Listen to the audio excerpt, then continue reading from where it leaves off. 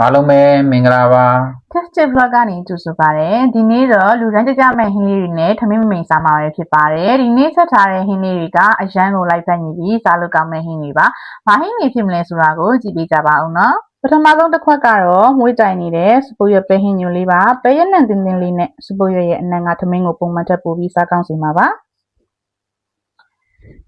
ဒုတိယဟင်းကတော့အယောင်သွေးစုံလင်းပြီးချိုဣနေတဲ့ကျောင်းဖူးနဲ့မုံလာဥကျော်ပါကလေးရောလူကြီးပါကြိုက်မဲ့ဟင်းပွဲလေးပါ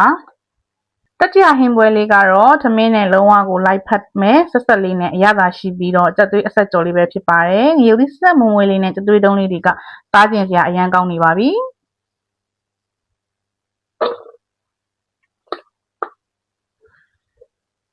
အားလုံးပဲစစားကြရအောင်နော်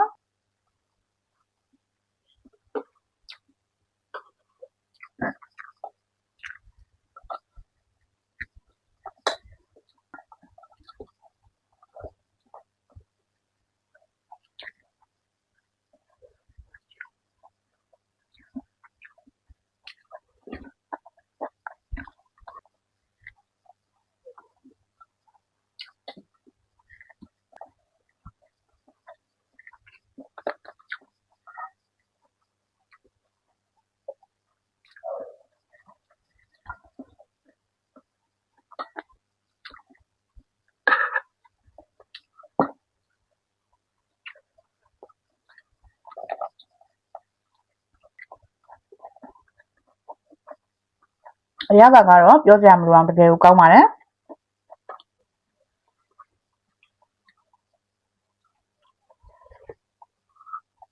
စပူရွက်ပဲဟင်းညိုလေးကိုတောင်းကြက်သွေးကြော်ဆက်ဆက်လေးနဲ့ထမင်းကိုနေစားတာအရသာကိုရှိလိုက်တာ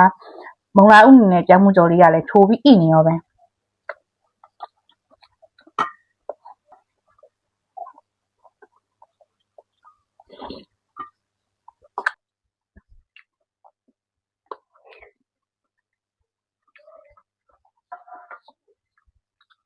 အိမ်မှာလည်းဒီလိုဟင်းလေးတွေကိုချက်စားကြည့်စေချင်ပါတယ်ဗီဒီယိုလေးကိုနှစ်သက်တယ်ဆိုလို့ရှိရင် like and follow နဲ့ share လုပ်ပေးကြပါဦးเนาะနောက်ဗီဒီယိုမှာပြန်တွေ့ကြမယ်